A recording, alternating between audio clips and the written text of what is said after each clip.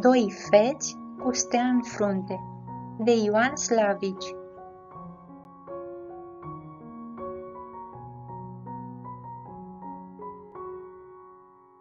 A fost ce-a fost. Dacă n-ar fi fost, nici nu s-ar povesti.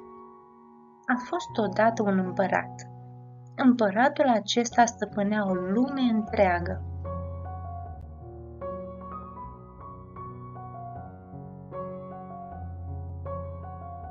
Și în lumea asta era un păcurar bătrân și o păcurăriță care aveau 3 fete, Ana, Stana și Lăptița. Ana, cea mai în vârstă dintre surori, era frumoasă încât oile încetau a paște când o zăreau în mijlocul lor. Stana, cea mijlocie, era frumoasă încât lupii păzeau turma când o vedeau pe dânsa stăpână. Iar Lăptița, cea mai tânără soră, albă ca spuma laptelui și cu păr moale ca lâna mielușeilor, era frumoasă, mai frumoasă decât surorile sale împreună, frumoasă cum numai dânsa era.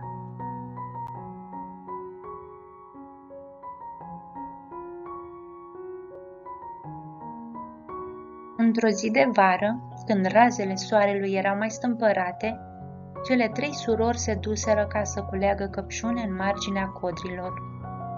Pe când ele culegeau căpșunele, îndată se aude un șir de tropote, ca și când ar veni și s-ar apropia o ceată de călăreți. Era cine era. Era tocmai feciorul împăratului, venind ca să meargă cu prietenii și cu curtenii săi la vânat.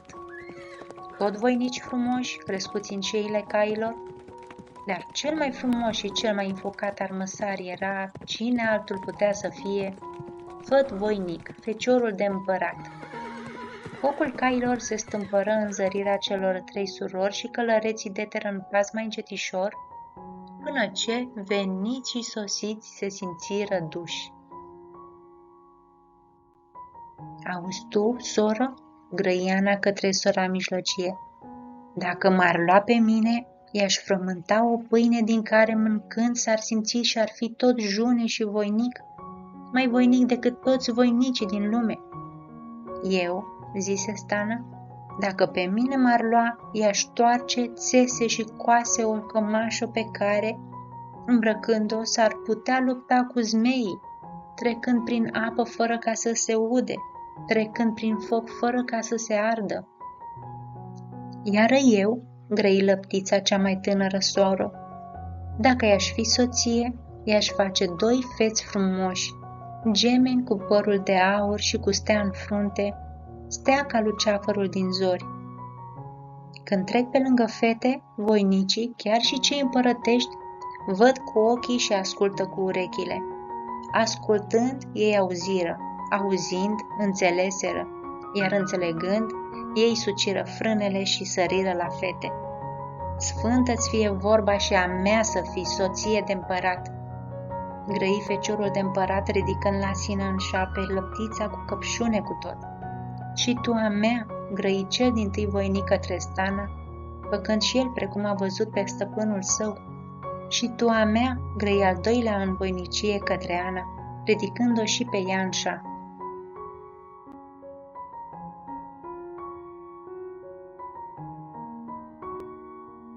Făcând așa, voinicii porniră spre curtea împărătească. În ziua următoare se făcură nunțile și apoi 3 zile și 3 nopți întreaga împărăție răsună de veselia oaspeților.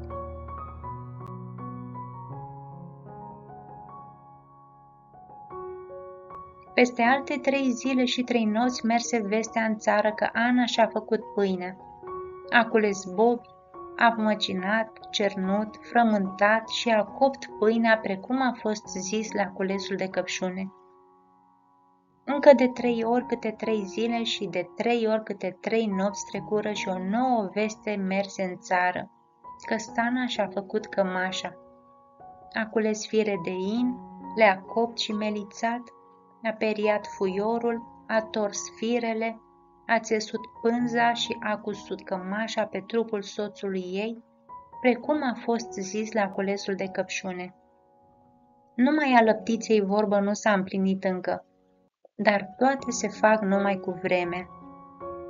Când se împlini de-a 7-a oară a 7-a zi, numărată de la cea de întâi zi de cununie, feciorul de împărat se arătă înaintea voinicilor și celorlalți curteni ai săi cu fața veselă și cu vorba pe de sute și mii de ori mai blândă și mai îndurătoare decât până acum, dând de știre că de aici înainte multă vreme n-are să mai iasă din curte, fiindcă îl poartă inima să stea zi și noapte lângă soția sa. Era adică să se întâmple, din îndurarea lui Dumnezeu, precum a grăit lăptița la cules de căpșune. Și lumea, și țara, și întreaga împărăție se bucurau așteptând să se vadă ce nu s-a mai văzut încă.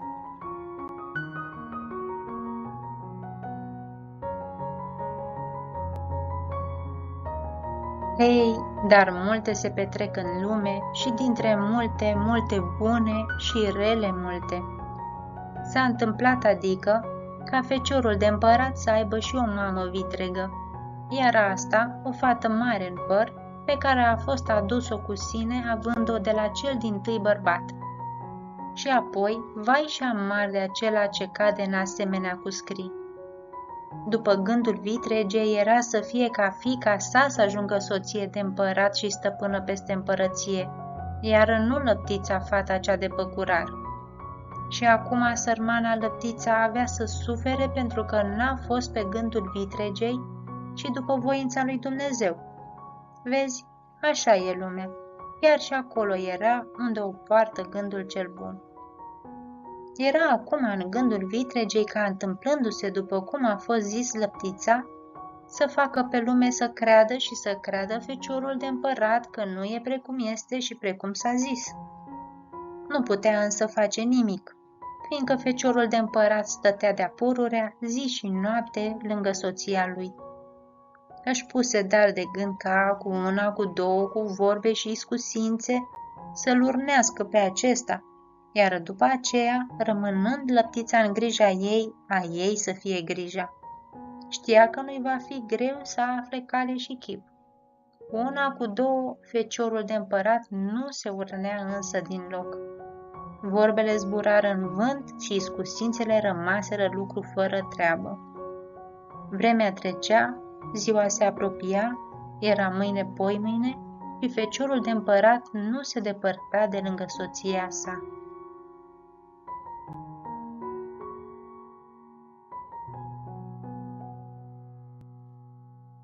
Când vitrega văzu că acum nu e încotro, își puse piatră pe inimă și trimise carte, știre și veste la frate său, a cărui împărăție era vecină, spuse cum și ce și grăi 2-3 vorbe ca să vină cu oaste și voinici și să cheme pe feciorul de împărat la război. Asta era una bună și cea din urmă. Nici nu rămase în zadar.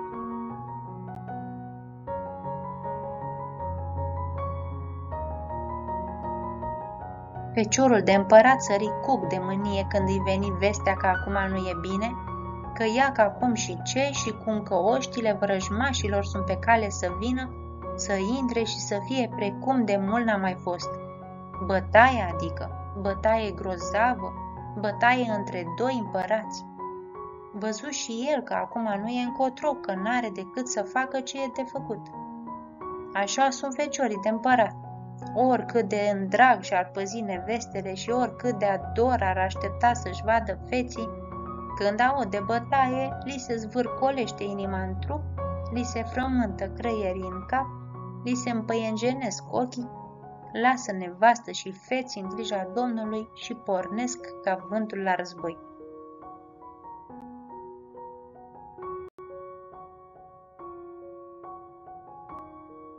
Feciorul de împărat a pornit ca primejdia, s-a dus ca pedeapsa lui Dumnezeu, s-a bătut cum se bate, cum numai el se bate, și când în a treia zi au crăpat zorile, iarăși a fost la curtea împărătească, sosind cu inima stâmpărată prin luptă și cu ea plină de dor neastâmpărat, să știe ce și cum de când s-a dus. Hei, dar ce auzi, ce văzu, îmi vine să nu mai povestesc când văd atâta răutate, atâta suflet fără milă și urâtă și supărăcioasă, și grozavă treabă, încât nici nu se poate spune fără ca să răsufli odată cu greu. Adică a fost așa.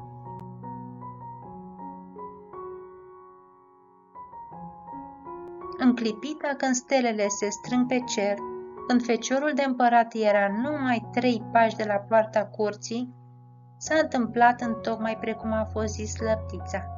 2 feți frumoși, feciori de împărat, unul ca altul, cu păr de aur și cu luceferi în frunte. Dar era ca lumea să nu-i vadă. Vitrega, rea precum era în gândul ei, în pripă puse 2 căței în locul copiilor feți frumoși, iar pe copiii cu părul de aur și cu steaua în frunte îi îngropă în colțul casei, tocmai la fereastra împăratului. Când feciorul de împărat intră în casă și cercă să audă și să vadă, n-auzi nimic, ci văzu numai pe cei 2 cățeluși pe care vitrega i-a fost pus în patul Lăptiței. Multă vorbă nu se mai făcu. Feciorul de împărat văzu cu ochii și asta era destul. Lăptița nu și-a ținut vorba și acum nu rămase decât să-și ajungă pedeapsa. Feciorul de împărat n-a avut încotro, își călcă pe inimă și porunci să o îngroape în pământ până la sănișori, rămânând așa în ochii lumii pentru ca să se știe ceea aceea când cineva cutează să înșele pe un fecior de împărat. Într-altă zi, apoi, se făcu pe gândul vitregei. Feciorul de împărat se cunună a doua oară și iarăși răsunară veseliile de nuntă 3 zile și 3 nopți. Ei, dar nu e darul lui Dumnezeu pe faptă nedreaptă. Cei 2 feți frumoși nu aflau odihnă în pământ. În locul în care erau îngropați crescură 2 paltini frumoși. Când vitrega îi văzu crescând, porunci ca să-i stârpească din rădăcină. Lăsați-i să crească, porunci împăratul. Îmi plac aici la fereastră. Așa paltini n-am văzut încă. Și apoi crescură paltinii, crescură cum alți paltini nu cresc. În fiecare zi un an, în fiecare noapte alt an, iar în crepetul zorilor, când se strâng stelele pe cer, 3 ani într-o clipită. Când se împliniră 3 zile și 3 nopți, cei 2 paltini erau mândri și înalți, ridicându-se cu crengile lor până la fereastra împăratului. Și apoi, când adia vântul și se mișcau frunzele, împăratul asculta zile întregi la șoptirea lor. Îi părea că aude un suspin neîncetat, ca o plângere pusă în vorbe neînțelese, pe care numai sufletul lui o simțea ca o simțire ascunsă și nepricepută, care ziua nu-i lăsa odihnă și care noaptea îl ținea treaz. Îl cuprindeau fiorii în auzul acestei șoptiri și totuși îi părea că n-ar putea să fie fără de ea. Vitrega simți însă ce e și cum. Își puse de gând ca cu orice preț să stârpească paltinii. Era greu, dar mințile muierești storg din piatră zăr, vicleșugul muierilor dezbracă voinicii. Ce puterea nu poate, poate dulceața vorbelor, și ce nici asta nu poate, pot lacrimile mincinoase.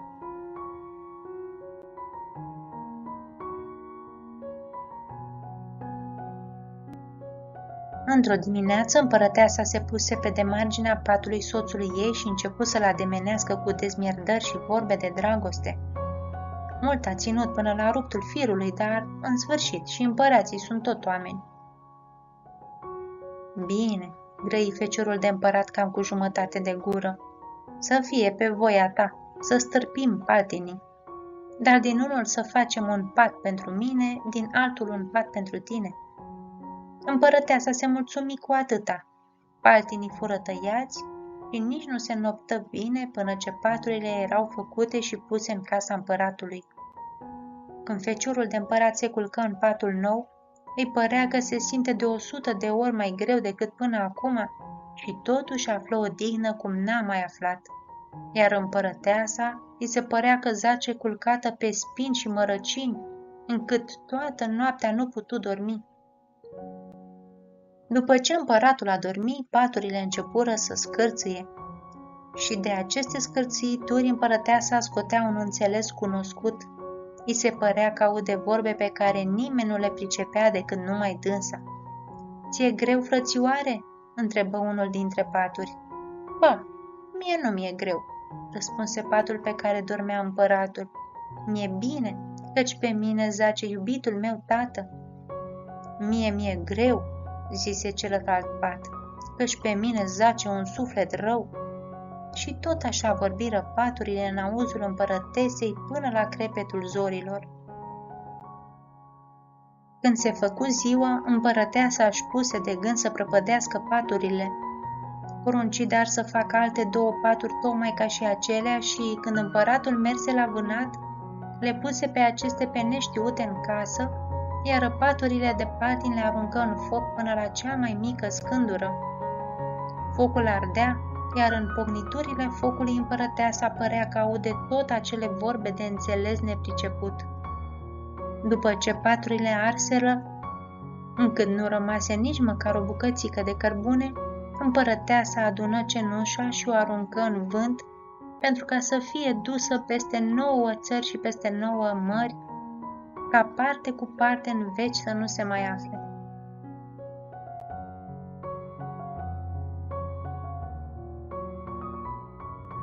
Ea n-a văzut însă că tocmai atunci când focul ardea mai frumos, se ridicaseră în sus 2 scântei și, ieșind la lumină, căzură tocmai unde au fost crescuți cei 2 paltini, iar căzute aici, cele 2 scântei se prefăcură în 2 mielușei gemeni, din care unul era tocmai atât de frumos ca și celălalt, tocmai atât de blând, cu lâna tocmai atât de strălucită.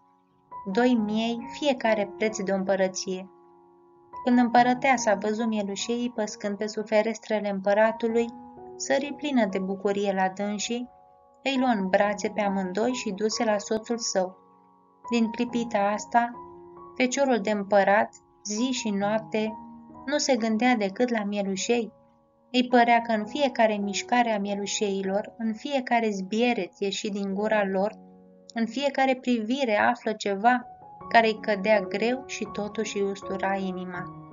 Văzând că soțul său a îndrăgit mielușeii, împărăteasa iarăși prinse gând rău și nu se împăcă până ce, când cu bine, când cu rău, când cu vorbe dulci și când cu plâns, nu făcu pe feciorul de împărat ca să se învoiască cu pierzarea mielușeilor. Mielușeii fură tăiați. Ce nu se putu mânca, împărăteasa puse să se arunce în foc. În foc și piele, și lână, și oase, și tot ce a mai fost.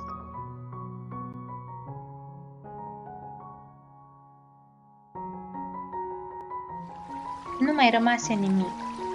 Nimeni n-a băgat de seamă că tocmai pe fundul vasului în care s-a spălat carnea, între crăpătura doagelor, au rămas 2 bucățele din creierii mielușeilor. Când apoi slujnica împăratului s-a dus la vale după apă, bucățelele de creier s-au spălat și au mers cu pârâul până în apa cea mare, care curgea prin mijlocul împărăției.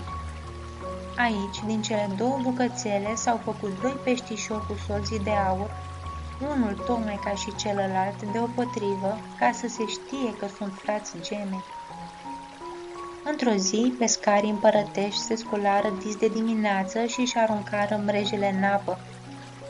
Tocmai în clipa când cele din urmă 2 stele se stinseră pe cer, unul dintre pescari ridică mreaja și văzu ce n-a mai văzut: 2 peștișori cu solzi de aur. Pescarii se adunară să vadă minune, iar după ce văzură și se minunară, hotărâră ca, așa vii precum sunt, să ducă peștișorii la împărat și să-i facă cinste. "Nu ne duce acolo, că de acolo venim, de acolo suntem, și acolo e pieirea noastră," grăi unul dintre peștișori. "Ce să fac dar cu voi?" întrebă pescarul. "Pune-te și adună rouă de pe frunze, lasă-ne să notăm în rouă, pune-ne la soare și apoi nu veni până ce razele soarelui nu vor fi sorbit roua de pe noi," grăi al doilea peștișor.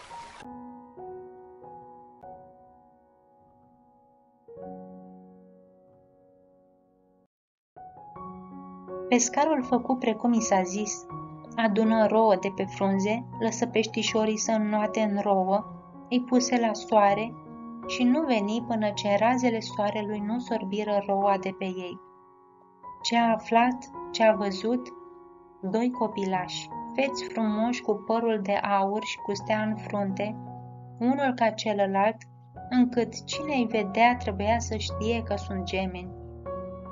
Copiii crescură repede, în fiecare zi un an, în fiecare noapte alt an, iar în crepetul zorilor, când stelele se stingeau pe cer, 3 ani într-o clipită, și apoi creșteau precum alții nu cresc, de 3 ori în vârstă, de 3 ori în putere și tot de 3 ori în înțelepciunea minții. Când se împliniră 3 zile și 3 nopți, copiii erau de 12 ani în vârstă, de 24 în putere și 36 în înțelepciunea minții.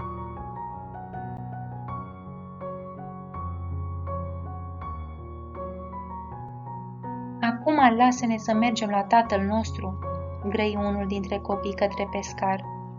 Pescarul îi îmbrăcă frumos pe amândoi, le făcu câte o căciulă de miel pe care o traseră pe cap ca nimeni să nu vadă părul de aur și steaua în frunte. Apoi feții porniră către curtea împăratului. Era ziua mare când ajunseră la curte. Vrem să vorbim cu împăratul, grăi unul dintre feți către străjerul ce sta încărcat de arme la poarta curții. Nu se poate, fiindcă tocmai acum așa de la masă, îi răspunse străjerul. Tocmai pentru că șade la masă, vorbi al doilea făt intrând îndărătnic pe poartă. Străjerii se adunară voind să scoată pe feți din curte, dar aceștia trecură printre dânsii precum trece argintul viu printre degete. Cu 3 pași înainte și alți 3 în sus se pomeniră tocmai înaintea casei celei mari, unde împăratul o spăta cu curtenii săi. Vrem să intrăm, grăi unul dintre feți aspru către slujitorii ce stau la ușă. Nu se poate, răspunse un slujitor. Ei, vom vedea noi dacă se poate ori nu se poate, strigă celălalt făt cotind îndărătnic pe slujitori în dreapta și în stânga. Dar mulți erau slujitorii și feții numai 2. Se făcu o îmbulzeală și o larmă înaintea ușii, încât răsuna curtea. Ce e acolo afară?" întrebă împăratul mânios. Feții se deteră pașnici când auziră vorbele tatălui lor. 2 băieți voiesc să intre cu puterea, zise un slujitor intrând la împăratul. Cu puterea? Cine să intre cu puterea în curte la mine? Cine sunt băieții aceia?" strigă împăratul într-o răsuflare. Nu știu, înălțate împărate, răspunse slujitorul, dar curat nu-i lucru, căci băieții sunt tari ca puii de leu, încât au străbătut prin străjuirea de la poartă și acum le dau nouă de lucru. Și apoi, de îndărătnice sunt, nici căciulile nu și le iau din cap. Împăratul se roșii de mânie. Scoateți-i afară, strigă el, înhățați-i cu câinii. Lasă că mergem noi și așa, grăiră feții plângând de asprimea vorbelor ce auziră și porniră în jos pe trepte. Când erau să iasă pe poartă, îi opri un slujitor ce venea în rotul sufletului. A zis împăratul să veniți, că împărăteasa vrea să vă vadă. Băieții se gândiră puțin, apoi se întoarseră, suiră treptele și intrară la împăratul cu căciulile în cap.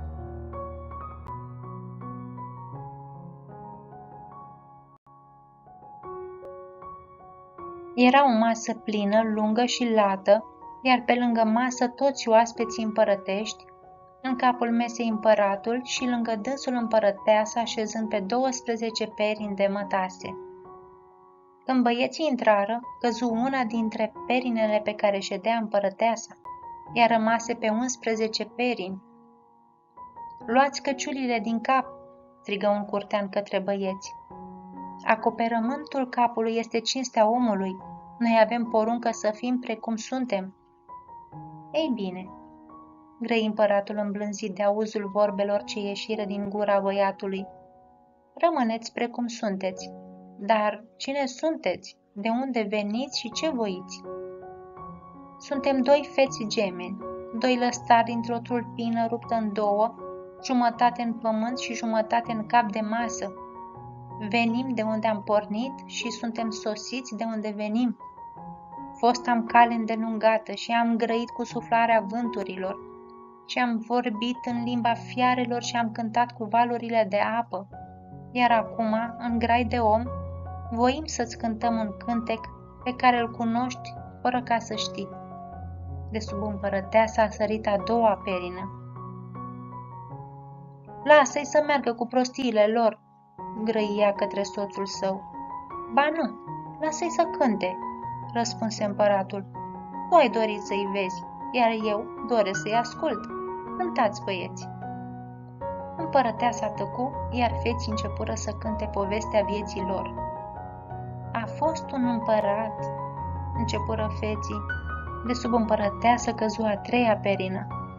Când feții povestiră despre pornirea feciorului de împărat la bătaie, de sub împărăteasă căzură 3 perini deodată. Când feții sfârșiră cântecul, sub împărăteasă nu mai era nicio perină. Iar când ei luară căciulile de pe cap și-și arătară părul de aur și stelele în frunte, oaspeții, curtenii și împăratul își acoperiră ochii, ca nu cumva să piardă lumina de atâta strălucire.